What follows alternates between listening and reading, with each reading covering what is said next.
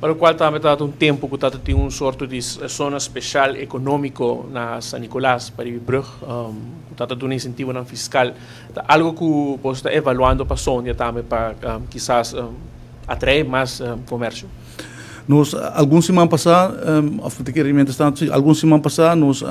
mesa instituí uma comissão econômica social, comissão de recuperação econômica, junto com o Departamento de Assuntos Econômicos, diferentes fiscalistas, accountants, advogados, grêmio comercial, e nós reunimos na 3 ocasiões, diferentes sessões de brainstorming, caminho com pensa que é incentivo econômico e fiscal que é necessário para estimular a inversão e dessa aqui também a trove o qual que tem antes essa Nicolas Special Zone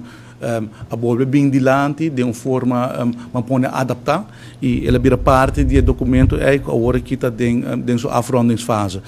Então, personalmente, me quer estimulo fiscal é necessário para atrair inversão. E nós começamos agora aqui com